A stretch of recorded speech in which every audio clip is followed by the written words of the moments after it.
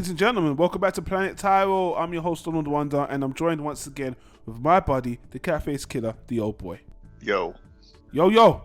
We're back, guys, and this is the last video. It's been a long month, man. This is the last video for Celebrate International Animation Day month, and also, it's the documentary of the month.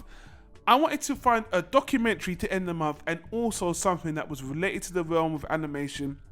Now, what we're going to talk about, you might even say this doesn't count, but because the director specifically uses an animation technique through more than half of this movie, I'm adding this in here to again promote the use of animation in your narrative. Again, something I really like them doing, and I actually feel like it adds a lot of effect to the narrative of this situation. I don't even want to call it a story, this situation, because it's still ongoing. So the documentary we want to talk about is called Truth Has Fallen. It was directed, animated, and written by Sheila Sophian, and she used a very interesting technique of animation that's mixed with a live action. Basically, she used like a glass panel, and she took these frame by frame shots, repainted them, shot them again, and manipulated them, and it gives you a very artistic feel. You know, I saw this kind of animation style used in the late 80s, early 90s. They used it in some music videos back in the day. I like this style a lot, and I'm even going to put something on the screen so you guys can see what I'm talking about, because I don't think, unless I show it to you guys, probably won't know what I'm talking about. This was a very old animation style they used to use in a lot of art projects I saw back in the day. Not so much now, but oh boy, I'm gonna let you tell the people what this is about, because this is not a story. This is about something that's going on in reality. Yeah, the best way to put it is, rather than a story or even really a documentary, it's a bunch of collected testimonials about our failing justice system, ours being the United States, because Don Juan's across the pond. So in that sense, I think the art style that they use, that painting that they constantly wash and sort of animate in that manner, because it sort of gives like a facelessness to these people who are stuck in our system, are essentially faceless, to the rest of the nation, outside of how the media demonizes them for a short while before it moves on to the next thing. I think it was a very good choice by the director to use that art style. It kind of gave a good, a good atmosphere to all the testimonials and the information that they gave. And honestly, because I personally feel like America's a great place and everything, there's a lot of great things about it, and there's a lot of terrible things about it. Our justice system's one of those terrible things. And having this kind of documentary, these collected testimonials of people who were wrongly convicted, and in some cases it's been brought back into court for appeals and stuff, where they even have the actual killer who admits to it, like, yeah, I'm the one that did it. And they're stuck in the system. They're stuck faceless in the system, and they're just basically doomed to serve out the rest of their sentence. In some cases, even on death row. I don't think any of the testimonials on this documentary were from death row, but yeah, they go over during the course of the documentary, look, 1 of 5 people on death row has been proven innocent. And that's just proven. That's not necessarily that's the straight fact. That's the statistic. It's we looked into these, and 1 in 5 we found to be innocent. Yeah. And that's just the ones we looked into. And it's holy shit, that is astronomical. There's so much outrage over such, to put in the scope of things, talking this documentary does, 1 out of 5, 20%. Okay. And there's small numbers, let's say on death row, maybe there's 200 guys on death row in the county. So, well, not county, in the state. So you're talking about 50 people, and then you have billions of people on the outside who are free to do what they want, and then this, a double digits, half the amount die or something, or get injured in some kind of accident. And it's all over the news, everywhere. Why? Why is that such a bigger thing than people literally having their lives robbed from them, and they're clearly innocent, sometimes they're proven innocent. Our system won't extradite them out of this situation. some cases they're getting murdered. They're being put to death. They're on death row. They're being murdered, straight out murdered, and they're innocent. Yeah, I mean, well, let me say this, because it's like you said, because you're an American and this movie is focusing on the American justice system, the prison system. What I will say is, honestly, if you look all around the world, statistically, you can see that it's statistical information, which again, if you look into it a case by case basis, a lot of these things are public record. You can find out there are going to be cases where people are jailed for crimes they didn't commit. There's some kind of circumstances that are not right. And although this does focus on America, I don't want to get into it because it's going to get personal, but I know of instances, even in my life, of people being imprisoned falsely, wrong information, or at the end of the day, no system is perfect, and the prison is not perfect. Now, again, we can all criticize the American justice system, but again, we're all human and we're all people, and every single country's got their own institution for prisons, for incarcerations, and I'm sure there's failings on all over across the globe. Seeing it, and actually, I want to say that the team in this documentary that are getting these people out are called Centurion Ministries. I believe it's a non-profit organization that, like you said, take it upon themselves to look at cases of people they believe have been wrongly accused, and they go through it. And I will say this documentary highlights the cases that they were successful with, which there probably are a lot they weren't, but again, it's not a perfect world. And I don't know what to say about injustice. Hearing these stories are terrible. You hear about some of these, and I have to play devil's advocate, because I know people. I've read some reviews. People always say, "Nah, they got an agenda. They only showed the ones, and there's some people that even got off that are wrong." Of course, on every side, there's going to be mistakes. Just as much people, they might have, who knows, by some mistake, maybe some people got out. But at the end of the day, if you look at, again, statistically and looking at the bigger picture, they highlight this in the documentary. The kind of mindset is, look, man, if 100 people have to go to jail and only 10 of them may be innocent, and it's going to cause us all this aggravation, they're kind of seeing it as, it's kind of worth it. What can we do? They might have done, in the documentary, even say, chances are they might have done something that deserves to go into jail anyway. They're basically throwing the baby away with the bathwater, and it's sad. It really is sad to see that, and hearing these stories is terrible. It really is horrible, and I know it doesn't just happen in America. All I can say is that it's so wonderful to hear people actually care to create these companies, industries, groups that want to help people that are unjustly accused and jailed. And I'm glad that we're doing this documentary to bring light to this documentary as well, because it's real life. And there's so many documentaries about people being misjailed. It's not just this one. Even there's a lot of people that do not get free. There's a lot of people, like you said, that will be sentenced to death, that are wrongly accused. And here's a fun fact, by the way: the reason why we do not have the death penalty in the UK is because it was proven later that two people, I think it was in the early 1930s, two people were wrongly accused and sentenced to death, and they were found after the fact they were innocent. And after that, in the UK, we abolished the death penalty.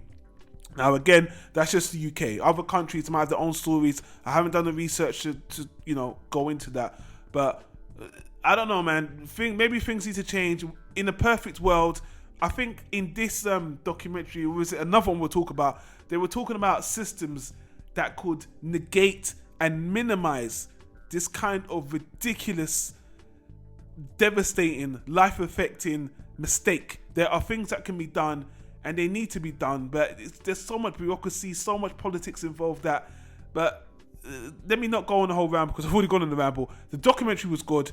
This documentary is only 1 hour exactly, and it's very hard to find. You can't stream it. I had to buy the DVD, but when I saw the director was using animation, was doing a subject matter that isn't really spoken about, this is sung to me, and I said, I have to see this. We have to talk about it. And I will say it was worth the money. The message was good. The way she wrote it, the way she directed it was absolutely perfect. It was a strong message. I'm sad this documentary is not getting the awareness it deserves. And it was the story, the message, the situation is strong. As for the movie itself, if I have to be super critical and separate my feelings apart from how the movie was shot and made, it was made adequately. I'm not going to say it was dynamic with the animation, it was CG, and it was, you know, razzle dazzle. No, it looks very okay. It's not mind blowing, but it does stand out because the art style elevates this narrative and makes it more dramatic. It makes it more touching, and it rings home. And again, I wish more people would see this, and more people do need to see this. This is why I'm promoting it, and I think this is a very, very good documentary for animation, just for the narrative, for what's going on every level. I really enjoyed it. It was worth my money. Yeah, I would say so too. I mean, a little bit of commentary on what you were saying though, like 1 out of 10, even to me, that's too high, but this was double that rate. This is 1 out. You have a group of 5 friends, you know, one of you assholes is going to prison for something you didn't do. That's the statistic. That's astronomical. That's retarded. You know, we live in the kind of technology we do. We've supposedly progressed our society, you know, us as in the United States, our society so far and everything, and we're clinging to a system that was founded 400 or 500 years ago. Ridiculous. You know, I mean, I won't get into it, especially not on this documentary, but I have a lot of problems with their systems, like all of them, not just the judicial system. It's just a mess. Like, a lot of these people in the documentary have problems because we have bad laws. We are a land of laws that are nonsense, that they aren't consistently enforced to everybody. It's disheartening when you actually look into it, and that's probably why this sort of documentary and others like it aren't pushed into the limelight very much. They get buried because it's not happy stuff, which is weird because you turn on the news and it's just people are dying, people are getting exploded, they're you know, fighting and they're rioting here and there, and it's just like, well, this is one of the causes for that. I mean, it's not a big cause because it's not that well known, but seriously, I think if people understood, 1 out of 5 is a really huge statistic. If I had a miss rate of 1 out of 5 for any job I was doing, like anything, I am fucking fired. That's way too high for anything. That's not acceptable. That's retarded. That's ridiculous. Yeah. So I mean, that's really how I feel about that specifically. I mean, but it touches on it a little bit too. But like, there's way too many loopholes, way too many laws that just don't make sense, just specifically for this documentary, that are inconsistent with their enforcing. Like I said, it's like a law is supposed to be, it works this way all the time, and then there's a few that are kind of like, well, it's interpretative. And they even address in the documentary, the most neutral person in the courtroom is a judge, and they took out his ability to just circumnavigate all the arguments, all the facts that's presented to him, and make a decision to himself. It's like, kind of like, why? Well, that's that. You know what, man? The reason why we're gonna stop this documentary talk here is because right after me and old boy watched this documentary, we watched another documentary which we're gonna separate. We're gonna do it together, but that's extremely related to this one. The topic is almost identical, but even a little bit wider scope. So, guys, we'll leave it here for this recording. Honestly, I don't want to rate like this kind of documentary because I give it a sort of beat. Look, please watch this documentary. This is my rating is, I think this is a really good documentary. I think everyone should watch it. If we're talking about from the way it was made and constructed, I will just give, look, it's a solid B documentary, number one, but the narrative needs to be heard. This is, people are losing their fucking lives wrongly over this shit, and that's something I'm 100% in favor of spreading awareness for. So regardless of my rating, I would say this documentary does a perfect job of illustrating what it's trying to say. That's what you're meant to do with a documentary, a movie, whatever, and I think it does that perfectly. So in a way, I should give it a first class on that alone. But again, I don't want to give you a mixed message. Check this documentary out, period. The only thing that pisses me off about this documentary has nothing to do with the documentary. I just think that because it was released in 2013, Netflix was starting to pick up steam, and nowadays most documentaries are streaming. This one should at least be on Amazon. It's not on any streaming service. That pisses me off. You have to buy the DVD. We don't live right now, 2016. Everyone's more or less off physical media. They're streaming one way or another, and the fact that even if you try to buy this on Amazon, you can't get a lot of stock on this secondhand. There wasn't a lot of prints for this DVD. That's what annoys me the most. And you can't stream it, which is the easiest way to get it out there. That really annoys me. So hopefully, I'm gonna even tweet the director that I really hope she has a streaming option so I could easily point people to check this out. But apart from that, please watch it. Yeah, I mean, I'll take that step. I'll say it's first class. It's really. I try not to think about these things because life's hard enough as it is, and when you start thinking about these depressive things, it makes you want to eat a bullet. But it's important for people to understand this. I mean, this is our America. Ours isn't mine. Sorry, but these are the laws of our land. This is our system. This is what we live in. This is what is happening underneath your Starbucks and your fast food chains and all that stuff, all your social media addiction. Some people are being denied that, for years. Yeah. One guy in the documentary lost basically his entire life over the course of the documentary because he was falsely accused. Yeah. And he had to keep fighting it. And they kept denying him. They kept using the system to fuck him. Yeah. So it's like, you should watch it. It is something that's important. I will correct you and say I don't think it's just an American thing. It's honestly, I'm sure, 100% sure, the situation like this all over the world in every prison. Injustice is not biased. I'm sure. Well, I mean, this documentary specifically was for America. Sure.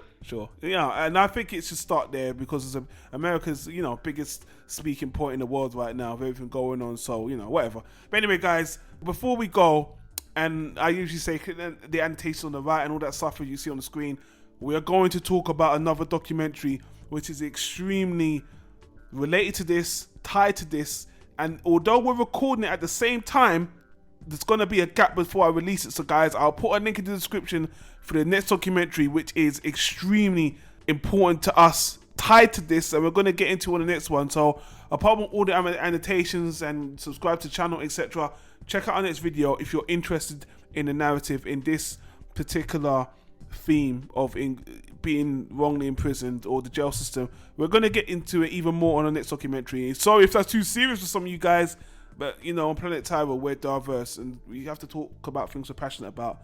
So sorry about the doom and gloom, guys, but sometimes we've got to keep it real. But I'm gonna leave it at that, guys. We'll see you on the next one. See you around.